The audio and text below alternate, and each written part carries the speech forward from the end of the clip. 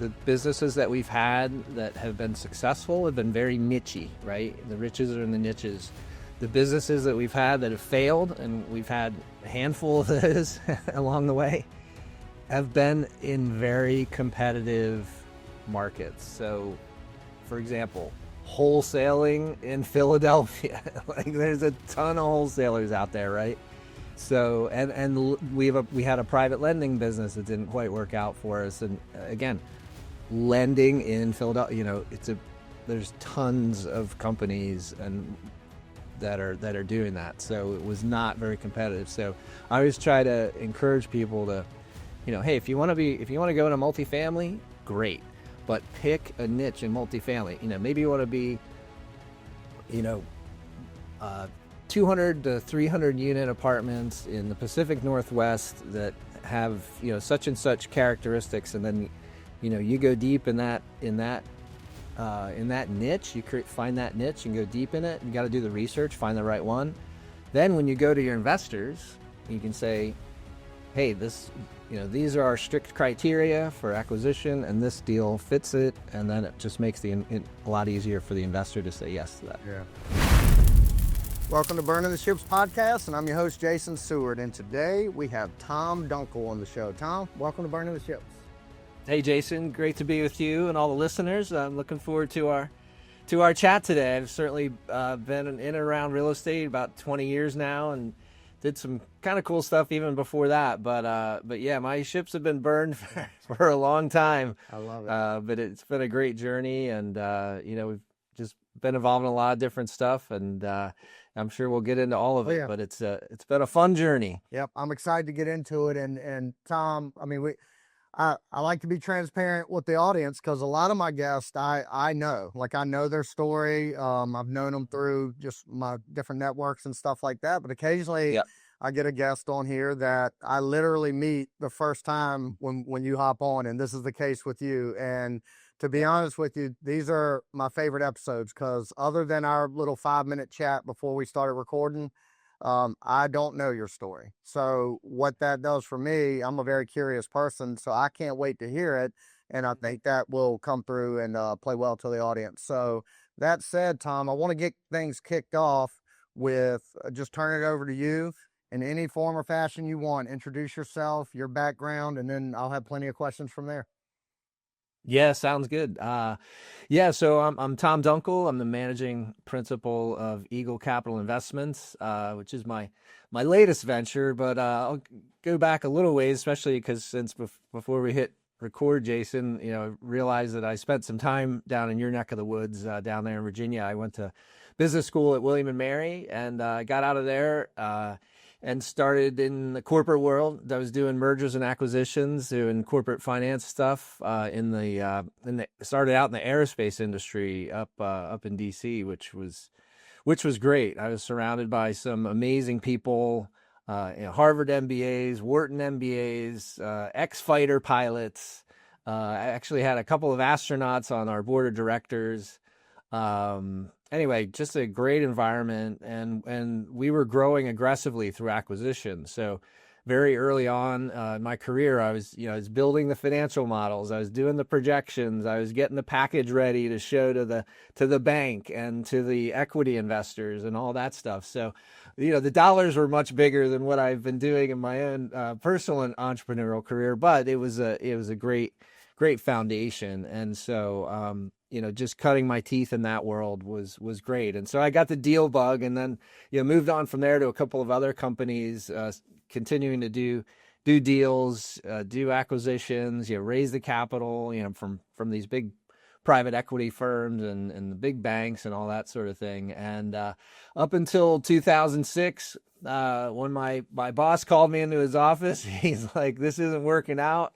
And so he fired me, and that was kind of when my ships were burned. But really, I probably burned them before that, Jason, because I was never really that good corporate employee. You know, I didn't like to play the games. I didn't like to play the politics. I didn't like any of that stuff. I wasn't good at it. It just wasn't my personality. And so, you know, I always knew because of that, I needed to go and do something on my own. So 2006, that decision was was made for me. And it was the kick in the pants I needed to really go out and start my entrepreneurial career. So yeah, so that was 20 years ago. And you know what? At the time, it felt very natural to go out on my own, but it was also very scary because, I had a wife and a 4-year-old and a 2-year-old at home at that point in time. But I had to make something happen. And then of course, right around the corner, little did I know that, we're going to be heading into the Great Recession. And so, I got my face bashed in pretty good, during that time period, trying to learn how to be an entrepreneur, learn how to run a business, all my great training, all my great background, was, just didn't help with everything that I needed to do and become and learn during that time period. But I persisted, and I am 20 years later to live and tell the story. Yep. And but it's good. It's been a great journey. We've gotten into distressed mortgage debt has been our big business for the last 15 years. My partner Joe and I have built up a company called U.S. Mortgage Resolution, and that company's generated close to $70 million of revenue over that time period, which isn't bad for a couple of guys and a couple of admins, support people, and a couple laptops. Right. But the success of that business has allowed us to do some private lending. We've got a self-storage portfolio, about $55 million or so. We've tried to get in the title business. That didn't really work out. We've picked up some vacation rentals. Some of those have been good. Some of them have not been so good, the Verbas and the Airbnbs. But it's been a fun journey. I've been able to put the skills that I learned early on, putting deals together, doing the projections. I'm a spreadsheet nerd by training, and just raising the capital, dealing with the banks, getting the investors together. All that stuff has really proved, the skills have proved very valuable during my journey. Right. So let's go back to, you said in '06 your ships were kind of burned for you. So like you had to either make a decision, go find another job, or try to pursue this entrepreneur journey. Leading up to that, had you already started to dabble in real estate and kind of a side hustle or anything to your career? That's such a good question. And the answer is no. Okay. The only house I purchased up to that point was the one that I lived in with Okay. my family. And so, yeah, I did not have any experience. I just had sort of a desire to want to go do it. And I already had sort of an inkling that I wanted to do something in real estate. But no, I just ended up going to the real estate networking events around town. I'm outside of Philadelphia, so there's a bunch of them. I did jump in with a franchise. I was a Homevestors franchisee for a while. Yeah. So I got some training that way. But yeah, you definitely, those early stages, learning is so important. I feel like it's more important than really getting your deals right, is, getting that education, getting the right people around you, and finding a niche too, I think is super important. Yeah. When you, so in '06, when you were let go, was that something that you anticipated, like as a possibility, or was it literally walk in one day happy with the job, the next day you don't have a job?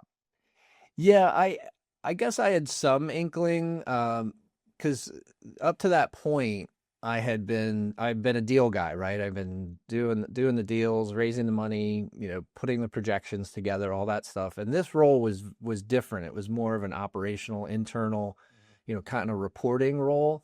And so when I first took the interview with the CFO, this was of a publicly traded company, probably everyone has heard of. I told I said, I don't really think I'm a great fit for this. But he kept coming after me, and he's offering me more money, more stock options, more this, more. I'm like, so finally I said, okay, let's give it a try. But then sure enough, a year or so later, it proved out that it wasn't a great fit for me. Got it. But the good news was I did have those stock options, and they were priced very low. And so when I was able to exercise those at a much higher price when I left, that kind of gave me a little bit of a war chest to then go launch my my real estate empire. Got it. So so you mentioned, prior to that job, you were essentially a deal maker. You were finding the money, constructing the deals, all those things, kind of the mechanics of that. But you also mentioned earlier that you're kind of a spreadsheet guy, and usually spreadsheet folks, if that's what you identify as, it means you're pretty analytical, and you don't see those two mindsets coming together. The person that is very analytical, but that can also go raise a bunch of capital, because that takes a sales skill. Mm-hmm. So what is that something you were trained in to be able to be strong at both? Because they typically don't go hand in hand. Yeah, no, that's a good question. And early on, of course, I was definitely more in a support role. So I would put the models and the everything together, Okay. and then the executives would be the one, the CEO or the VP of corporate development, or the CFO, they would be the ones going out and actually, delivering the pitch and getting the money. Because you're right, it is a definitely a sales kind of skill set needed there. But as my career progressed, and really not until I started doing my my own thing, it wasn't until then that I was kind of doing both, because I by that time I had had the experience, and I think built up the credibility to be able to go to an investor and say, hey, here's a self-storage opportunity you might want to look at. Gotcha. So, and that ended up coming down the road. So when, again, I like hearing the mindset of, so you got called into the office, you're let go, you have a wife and 2 kids. Was it an immediate, was it an, oh crap, I've got to figure things out? Or was it, I'm jumping into real estate? Or what was that transition period for you? Yeah, great question. And yeah, it was scary. I mean, like I said, I had been putting some money aside because I knew I wanted to do something on my own eventually, and then the stock options, of course, helped out a lot. But yeah, when I did get the word and I got the boot, and I found myself out on the street, I did look around. So I did have a young family at home, so I did feel like it was important to cover a lot of bases, look at a lot of different things. So I did go on a couple of interviews. In fact, I remember this one interview was with this. It was an amazing opportunity. If you had looked at me on paper at that time, you would have said, "Oh, this opportunity matches up perfectly with Tom's experience, so he should definitely jump on it." But I'm at the interview. The interview is going great. This is a company that was, had huge backing, lots of capital. They were going global. They were acquiring businesses around the globe to build up the company, and then they were eventually going to go public. So that kind of track, right, could be super duper lucrative. And so I'm at the interview, I'm across the table from this super nice guy. We're having a great conversation, and I just hear this little voice in the back of my head, and I literally, and the guy, his voice sort of starts to fade into the background as I'm hearing this other voice in my head just saying, "Don't do it. Yeah. Don't do it. This is your opportunity to go, do something on your own, like you've been wanting to do."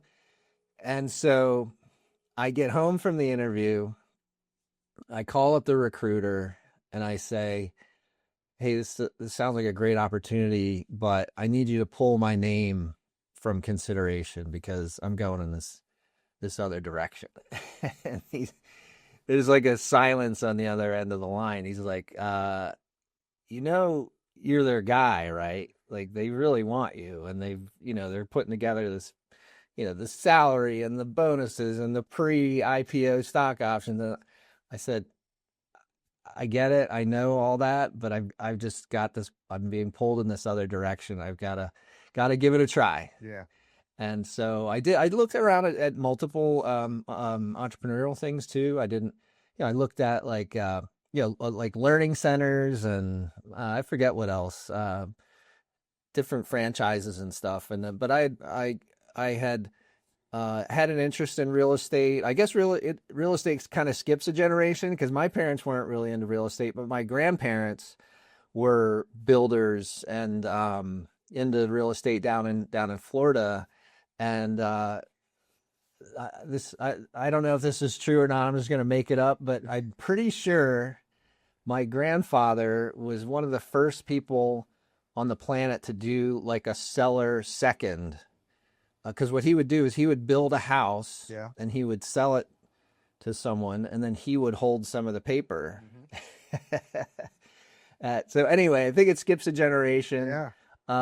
And so I just sort of had that pull toward real estate, and it kind of made sense to me because of my kind of my deal upbringing, if you will, putting the debt and the equity together, and and getting the cash flows going and all of that. So I think it just lined up with my skill set pretty well. Yeah, I love that. And I hadn't really thought about the skipping a generation because my grandmother was she was a real estate agent and broker in our area for her whole career, but she was a real estate investor too. And Okay. me growing up as a child, I tagged along with her quite a bit. And I mean, her mindset was always everything can be a deal. And she would create stuff out of thin air with deals.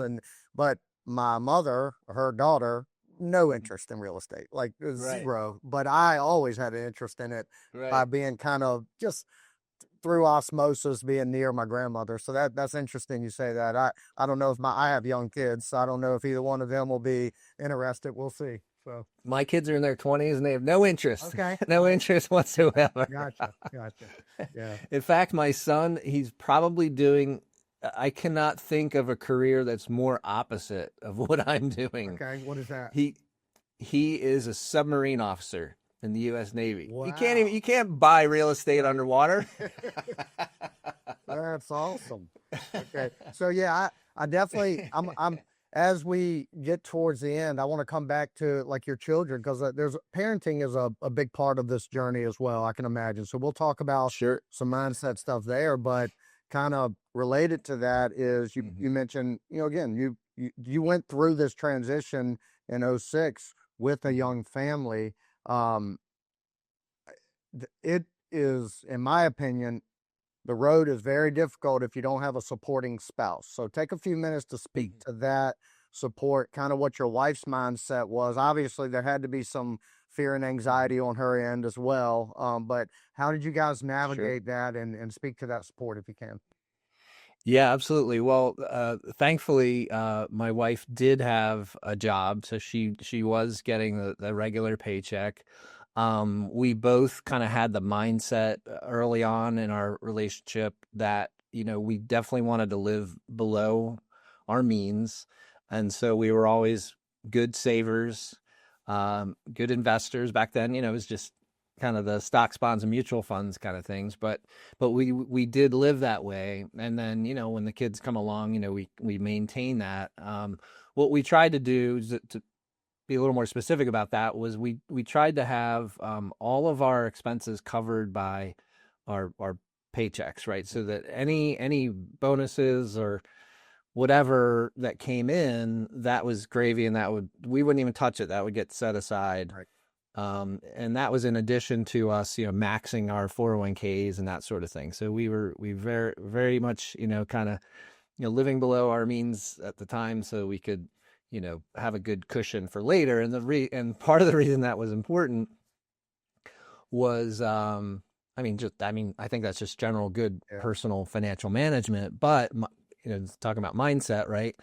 My wife's, well, sadly, she's my ex-wife now, but my wife's father was in the FBI. So he's an FBI special agent, and her mom worked at the Catholic Church, right? So she didn't grow up, in a family with a lot of extra money laying around. So her dad he'd get like his 4%, COLA increase every year, whatever. So, she wasn't raised in an environment where there was a lot of extra money rolling around. There was, talk of investing and entrepreneurship and all that stuff. So it was definitely a transition for her to marry this crazy Right. entrepreneurial minded guy. Yeah. But like I said, we were very conservative with our personal finances. So when I did get the bad news, and by the way, it wasn't the first time we had gotten that kind of Right. bad news, right? I mean, leading up to then, we had the internet bubble burst, and she had been through some layoffs and that sort of thing. So it wasn't our first rodeo in terms of getting some news, but the definition of insanity, right, is doing the same thing over and over Yep. again, expecting different results. And so when that final, axe came falling down, I was like, I'm out. I'm done. There's no such thing as job security. There's no such thing as corporate job security. So I think I can go out and figure it out on my own and create a better life for us that way. So Yep. I like it. So I've held you here in '06 for the first 20 minutes of this show. So let's get into some better, okay. like the trajectory of the story. So you come out, eventually you settle on real estate. What specifically was the business niche within real estate that you started off with? Yeah, sure. So as I mentioned, I after looking around and checking out some different opportunities, some different options, I did decide to become a franchisee in the home investors world. And so home investors, for those who don't know about it, they're the "we buy ugly houses" people. If you might see their billboards. We got the caveman up on the billboard. "We buy ugly houses" is their tagline, and trust me, the other people have tried to use it and they get sued real quick. But anyway, home investors was all about wholesaling. So, you get a house under contract, try to, make a spread on, selling the contract to the next buyer who's going to actually close on the property, fix it up and sell it, or fix it up and hold it as a rental, whatever. And so I did some wholesaling. Early on, of course, I wasn't that good at it. So, I found that I was, maybe pricing houses too high, because, that's one of the skills that you need to build up, is when you're sitting with that homeowner and, they're expecting you to buy their house for 100,000 and you're offering them 60,000. Like it it makes your gut tighten up a little bit, and it's hard for those words to come out of your mouth when you're making those offers. So a lot of times I would offer too much, and those properties ended up being my rental properties, because I wanted to do what I said I was going to do to the seller, which was close, right? And then so I ended up with some rentals. And I just did some fixing and flipping, and I did successfully get some wholesaling done. But then, a year or so later, I'm still trying to get my entrepreneurial legs under me. I'm trying to learn the wholesaling business, trying to learn, rehabbing and working with contractors and all that stuff. And then the whole market starts moving away from me, which was challenging. But yeah, early on it was wholesaling. It was picking up some rentals and doing some fix and flips on residential properties. Gotcha. So then '08, '09 hit. Obviously that was Mhm. a tough period for most real estate investors, but on the back end of that, was a lot of opportunity for a lot of years. So I would imagine you started to capitalize during those times. Yeah, so what ended up happening was I quickly learned over those first few years, like, man, there's a lot more to owning these bricks than I really signed up for, and especially on the rental side, dealing with the tenants, that sort of thing. So it was round about that time, that going to these local real estate investor meetup groups, I started hearing about distressed mortgage debt or discounted notes. There's a lot of different names for the same thing, and that really kind of caught my ear because of my background in finance, right? And my, at the time, current, in my current endeavors in properties, it just sort of lined up well with my experience and what I wanted to do. It's a different way to play the real estate game. Yeah. And so I bought one. I bought a discounted mortgage note that was reperforming. I started getting some payments in. I'm like, okay, like I can see how this could be pretty cool.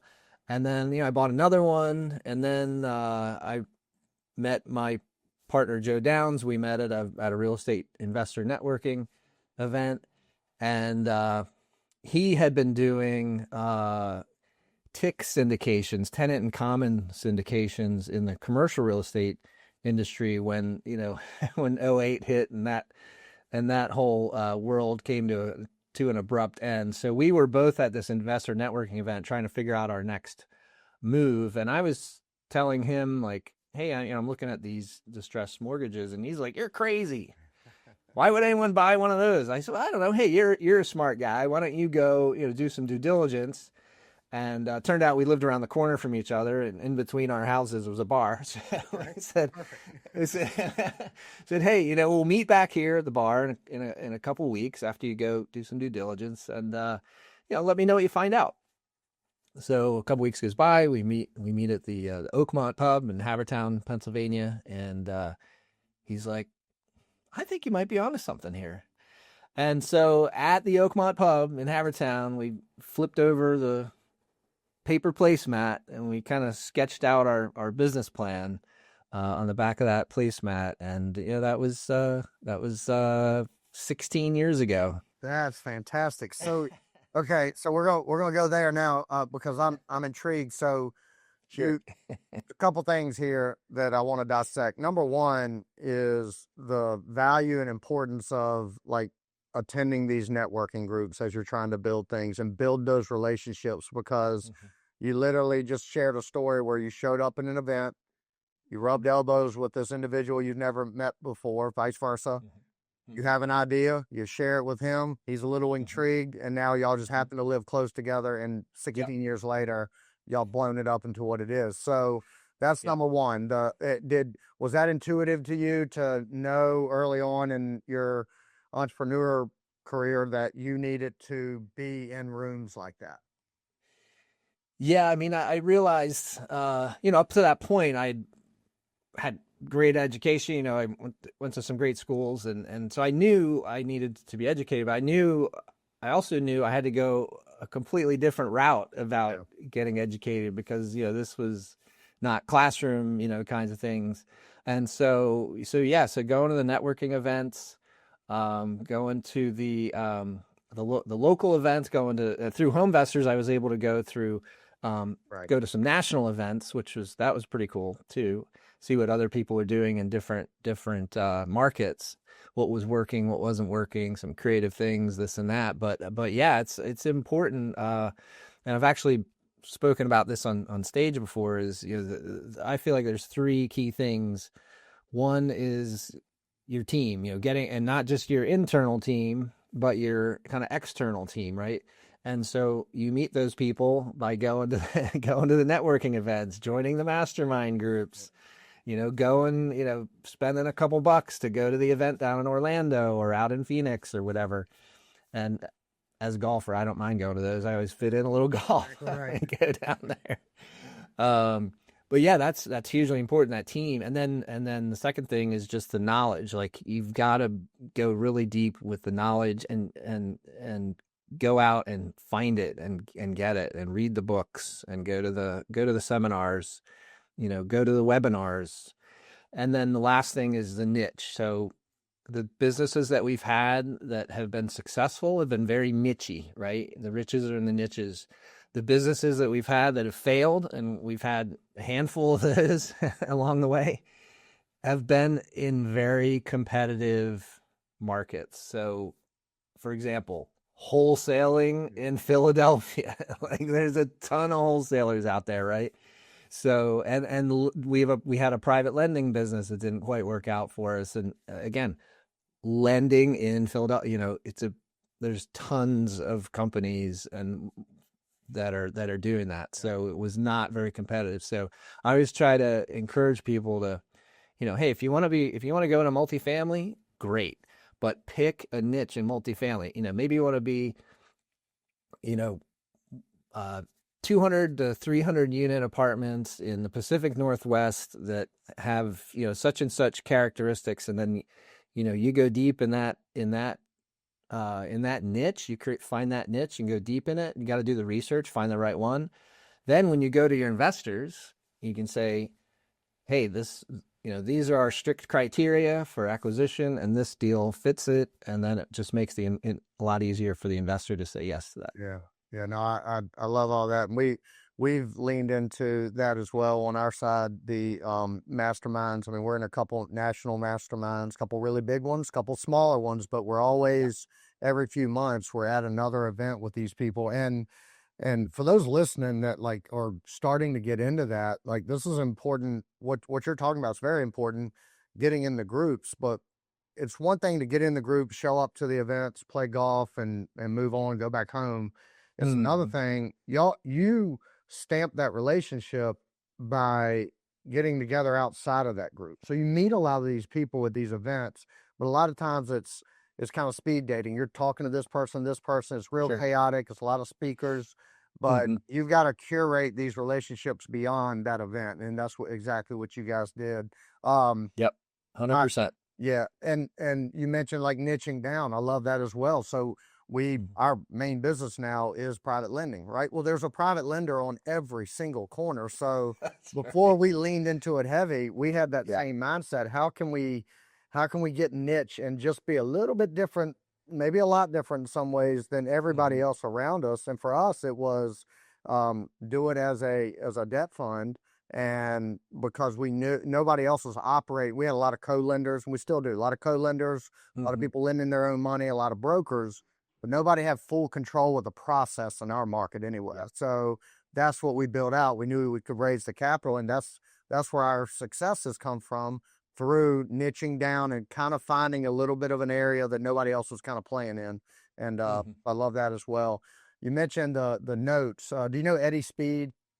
Yep. Okay, so I just interviewed Eddie on our other podcast, and Okay. that was I was on the fringe, kind of aware. Obviously, I make Mhm. notes. We're lenders, but Yep. as far as investing in them and buying and selling them and stuff, that was a Mhm. little bit foreign to me until sitting down with him. He Yeah. gave me a quick education. So yeah, that was. Yep. Yep. He's legendary Oh yeah, in the notes education space. He's been absolutely. running note school down. I think he's in Dallas or down in Texas He's somewhere. in Texas. Yeah. And yeah, he runs an event or probably multiple events now Yeah. all the time. So yeah, Yeah. he's legendary in the industry. Yeah.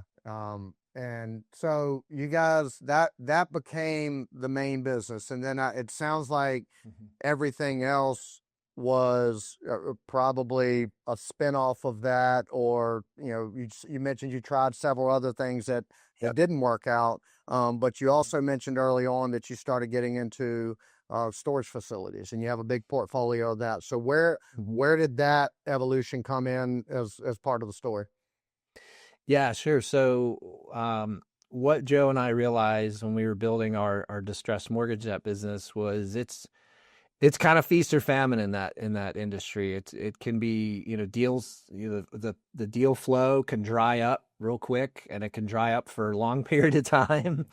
And so, a lot of that has to do with regulation, right? Because not to get too in the weeds on it, but basically the reason these loans are even out in the world available to purchase is because banks are highly regulated, right? So the regulator will come in and they'll say, hey, Big Bank USA, you have too many bad loans on your books, and you got to clean that up. And so Big Bank USA will sell uh, those bad loans out into the world, and companies like ours would buy them. But it took us a while to get to the point where we were buying directly from the bank. But anyway, that's sort of how those loans even end up out in the world and end up with companies like ours. And so we realized, like, hey, this is a great business when it's great, but we need to kind of hedge our bet here because we're not sure if this business is really going to have the legs. And thankfully, looking back, it has had the legs, and we've been very successful with it. But we were always trying to diversify to find something that was going to be a little steadier, a little more predictable, right? And so that's why we were started looking at like the title business, right? We were in that for a little while. It just didn't work out with the partners there. But and title is, again, that's another area. It's very competitive, Yeah. not very nichey, right? Right. At least the way that we were going about it. And so that's how when we were, looking around at these different businesses, we started looking at self storage. I guess we ended up on some, email distribution list at some point. We started hearing about Scott Myers, and he's kind of a self storage guru guy who we've become very good friends with over the years. But we ended up going to one of his actually Joe went on his own to one of Scott Meyer's events, and he comes back. He says, "I think I want to take a good look at this because it's a steady industry, it's a niche industry, it's hard assets, it's cash flow, it's there's potential. There's a lot of mom and pops out there. It's very, very, very fragmented industry. So if you come in with any kind of professionalism, professional management, professional platform, leveraging technology, those kinds of things, you can take an underperforming facility and really improve the operations and therefore increase the value. So we, did some more due diligence, went to some more events, learned some more, talked to some more people, and then that was like 2018, 2019, 2020, we finally bought our first facility after we had gotten educated and put the team together. We brought in some people from outside who we had met along the way who we thought would be good additions and kind of complement our skill sets. And so that gave us the confidence to then go and buy our first facility in 2020. So and then we were able to buy, I think we bought 18 or 19 facilities over the next several years. And there's definitely been some ups and downs in the self-storage industry, which we can get into. But yeah, so that business was intended to kind of balance out the swings in the distressed mortgage debt business. Were you guys, on the self-storage side, were y'all syndicating those deals? We primarily, yes, we syndicated almost all of them. Some of them we took down ourselves internally, but yeah, most of the time we were doing 506c accredited investor only syndications, and we raised about $20 million doing that. Gotcha.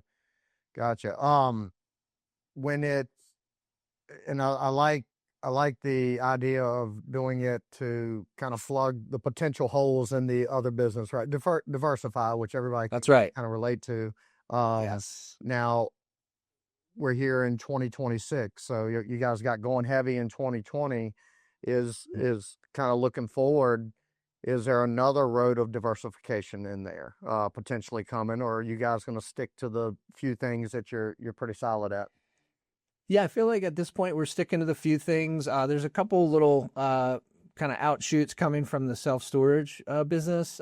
So we've actually started a consulting business there, helping other people get into that. And we've sort of teamed up with Scott Meyers to kind of take his educational business to kind of to the next level by, not only educating people, but really hand-holding them and helping them get into a self-storage facility. So this has sort of popped out of that business to help, frankly, to get some additional streams of revenue coming in from our expertise in that area. Okay. When this is more of a mindset question, but like as you go back to when you started building all this, you and your partner, did you guys have kind of the foresight to build it in a way that doesn't create you two full-time jobs? Like, were y'all building a team kind of ahead of growth, if you will? Yeah, that's a great question. And one of the reasons that I think Joe and I really kind of hit it off initially was, I think we had similar ambitions and we had similar interests on the business side of things. But we were also family guys, right? So Joe's a little younger than me. His kids are a little younger than me. And, he's, Mr. Dad of the century, coaching all the teams and all that. And I did that too. But, so that was another level of connection for Joe and I when we started out. And so because of that, we did want to build in systems so that we weren't missing, the lacrosse games or the play or the whatever with the kids, right? And so we back then, it's if you think about it, like technology was still pretty rough back then, right? We didn't have any AI, we didn't have, iPads were pretty new, but we decided back then, like, hey, we want to be able to run our business from an iPad on the beach, right? Yeah. And so we did have a mindset toward that. And we also had a mindset toward building a team because we thought we could go further faster if we kind of built out the team, and so that's proven to be true. We have a great team on the distressed mortgage debt side of the business. Our guy Rob, he actually started with us when he interned with us while he was still in college, and he just came on full time right after that, and he's just been with us ever since. So I jokingly say that, Rob he was left on our doorstep in a little basket with a blanket, way back then. And now fast forward, he's expecting his third kid, he's married, expecting his third kid, he's been building up his own real estate, he this is something smart that people out there might want to think about doing themselves. So he has his house, right, where he lives with his family. But he's purchased a couple of the surrounding parcels, Okay. some of the surrounding houses. So he actually learned that from his parents. His parents started with their house, and then they bought the one next to that, and the one next to that, and the one next to that one. So now his parents, who I've gotten to know his parents through our, our raising of Rob. But now they have this compound. They've got like the family compound, he calls it. So now he's building his own little family compound by owning the houses around where he is. So I think now he's got like a few, contiguous acres in the Philadelphia suburbs. So it's definitely going to have some value there. Anyway, we got a little off track. No, that's good. The reason I ask about building it, because, when, Mhm. your team sent over like your bio and stuff, I saw a couple things in it. I'm like, all right, he's built all these businesses, but there's a couple hobbies in here that take time. So you love the golf, and Yeah. we're gonna peel the onion back because everybody's heard so much so far. This is a business guy. He loves Yeah. spreadsheets, but you're in a rock band. So yeah, Yeah. so talk about that a I little bit. Some fun stuff. Yeah, I tell you, probably one of the funnest things I did as a kid was I had the garage band, in high school. Like me and my buddies, like my one buddy, his older brother would go out and buy us some beer.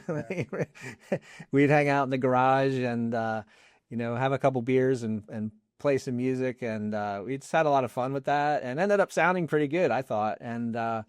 And so that was a lot of fun in high school. But then, you go to college, the band sort of disappears. And so for a long time, I just sort of played music of my own. So I've played guitar since I was 11.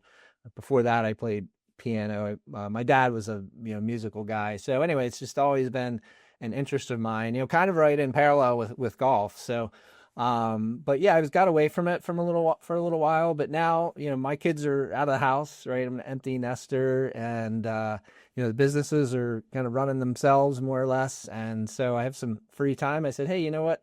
I want to, a friend of mine, who I play golf with, he's in a band. I was like, hey, how'd you get in that band? Like, how do you even connect with people? So, he pointed me in the right direction, and I was able to connect with a band, and been having a blast with that the last couple of years. We play some loud rock and roll, play some old, 70s and 80s type stuff, play, some Tom Petty and some Beatles, and some ELO, and geez, I don't even a bunch of other stuff.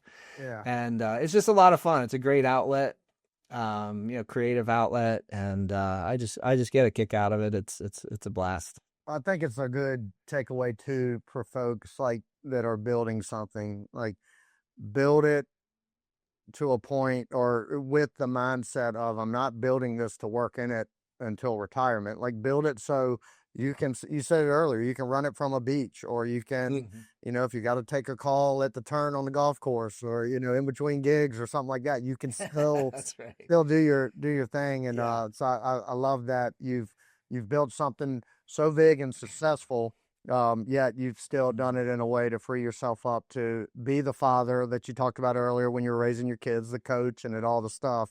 And now, as they've transitioned out, you still have other interests that really keep your energy high, right? If it was all business Definitely. all the time and that's all you focused on, that energy Yeah, meter would be running on E pretty that's often. right. Yeah. There's two key points there I'd like to just sort of highlight. So one is I read a book a long time ago called The E Myth by Michael Yep. Gerber. Yep.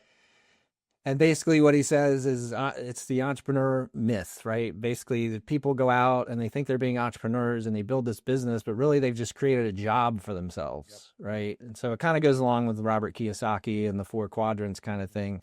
And so, I had read those books as part of my, education of becoming an entrepreneur, way back when, but those things stuck with me. And then another thing I heard was from a mentor, Darren Hardy, and he big Darren Hardy fan. He kind of came out of the Jim Rohn, Tony Robbins world, but he said something that really stuck with me too, which is first you build your life plan, and then you build your business plan, and your business plan has to fit within your life plan, because if it doesn't, things get out of whack. I love that. And then you end up stuck in a job that you've created for yourself, and you're headed down the wrong path. So, Yeah. think about, how do you want your days to go? How much do you want to work? And look, let's face it. I mean, to build a business, it takes a lot of work, right? Those early days, Joe and I, we would oftentimes, we'd work during the day, and then like we'd go home, spend time with our families, get our kids to bed. And then he and I would be back on the phone at like 9 or 10 o'clock at night, hashing through ideas or deals or whatever. And then next thing you know, it's 11 or 12 o'clock at night. So, you got to put the work in to get there. But along the way, you want to build the teams and the systems and the procedures so that, eventually you can kind of That's right. replace yourself. And so thankfully, that's kind of the position I've found myself in here probably the last maybe 4 or 5 years. Yeah, and to be very clear, and I think you would say the same thing, there is a period where you do have to grind. Like it is, you can't, if you are building something and you don't have the revenue to build the teams around to support you being free, you've got to be That's the right. one kind of doing everything, but you can't fall into that trap of this is how it's going to be forever. You mentioned Darren Hardy. One of my favorite books is The Compound Effect. I Yep. absolutely love it. Hmm. And one also from him and one of my mentors, an exercise I had to do when I was transitioning out of the corporate world, where my schedule was built for me every week. Like Yep. I would have very few gaps to fill, and those were the gaps that I filled with family time or real Hmm. estate on the side. When I left that career, now I have a blank slate, and to your point of building the lifestyle first. So I would fill and I do it to this day. I've developed a habit of it, but filling my calendar with all the family stuff, all the like Hmm. my all the ball Yep. games I coach, all that, all the Hmm. plays, the golf, the working out, all of that gets filled in, and it makes me way more productive with that business focused time. So I think that's a good exercise for folks to Absolutely. consider. Yeah. So our friend Darren Hardy also says, he says, hey, everyone says, oh yeah, my family's most important. And my family's most important. He says, okay, go look at your calendar the last 12 months Prove it. Yeah. and look at your bank statements. Yeah. Like, where did your time go and where did your money go? Yeah. That's what you're really focused on. So if it didn't go to your family, if it didn't go to those vacations, if it didn't go to that, that time spent, then, you got to adjust some things for sure. So I want to we'll kind of wrap up. I told you we were going to come back and talk about children a little bit, and I like to, especially when I get folks that are ahead of me. My children are 14 and 9, right? So I'm in the thick of it, Yep. trying to help develop them, but not be overbearing with trying to make them into Hmm. what I think they need to be and let them evolve to who they are and all that groove and stuff. Do you have any advice now that your kids, you mentioned they're in their 20s, is that correct? Hmm. Yep. And kind of moving into their own lives and adult lives. Do you have any advice for folks like myself or that anybody that's building a Mhm. career or business while young kids are at home and trying to not only advice around how to influence them the correct way, but be present with them? Yeah, 100%. Well, I think we nailed it a minute ago, which is you just got to plan it, right? Yeah. You have to prioritize it, you have to plan it. And, if there's if there's a soccer game at 4 o'clock and someone says, hey, I want to talk to you about this deal at 4 o'clock, you have to have the discipline and the balls to say, Yeah. no, Right. I'm not, we're gonna have to find another time to do that. But in terms of, my approach to our kids was, that, first of all, they're all individuals, right? It's kind of fun to see how different they become, even, in the same household from the same parents kind of thing. But I always looked at education as more than just the classroom, right? I looked at the kind of the holistic education. So yeah, you got to learn your your reading, writing, arithmetic, right? But then for me, I also layered in scouting, right? So I'm a big fan of scouting. My son's an Eagle Scout, and now he's gone on into the Navy. So he's really enjoyed kind of the structure of that. And it's not for everybody, but I think scouting does teach life skills that you don't learn in the classroom. Right.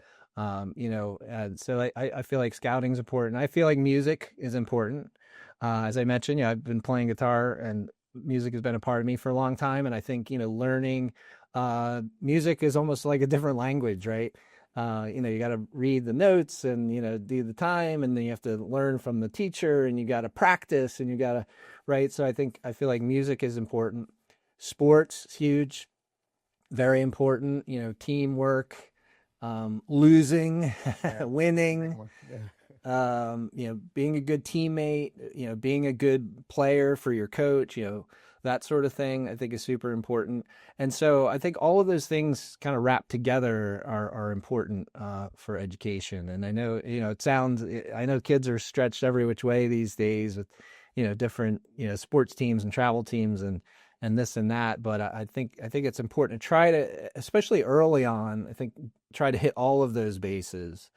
And then, sure, if they become, if they're really excelling in a certain sport, and to really go far in that sport, they need to kind of drop something else, and maybe you can look at it at that time. But I feel like early on, maybe up till high school, I think it's important to try to hit as many of those bases as possible to get kind of a well-rounded kid. Yeah. Diversification, just like the That's right. I mean, that That's right. well-roundedness. I love that. So Tom, I we've kind of dipped our toes into a couple different topics that we could go pretty deep into each one. But I do appreciate your time. I think you've given a lot of value to the audience. We'll kind of wrap up with, where can people learn more about you? Do you have a website, social media, anything people can visit if they're interested in learning? Yeah, sure. Man, Jason, this was a blast, buddy. I appreciate it. Great questions. And, we got into some good stuff to the point where we didn't really talk much about what I'm doing Right, now. right. But basically, I'm helping my investor partners who I've worked with over the years in diversify into alternative investments like self-storage, like lending, like multifamily, that sort of thing. It's called Eagle Capital Investments. But you can go to investwitheagle.com and to kind of get in my world and learn more about what I'm doing. I'm always looking for new investors to come on with me. I invest in every deal, so you can take advantage of my experience. 20 years banging around doing stuff in real estate, and 10 years before that doing stuff in mergers and acquisitions. And at investwitheagle.com, you can grab a copy of my book, The Wealth Builders Playbook. This was kind of fun to put together.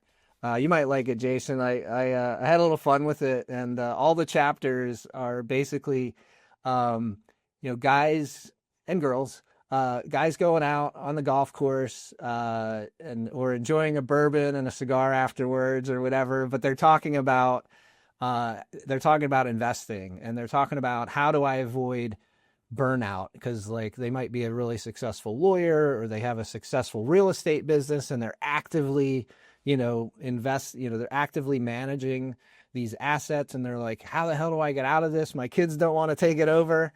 And so, that's one of the things I do at Eagle Capital Investments, is I help those people transition into more of a passive income, passive wealth building world, so that when their kids decide they don't want to take on the portfolio that they've built, or the lawyer has just had enough, or the doctor is ready to sell their practice or whatever, and I help those investors do that, and I help them do it with style, so they can weather things. So that that's what happened with me, Jason.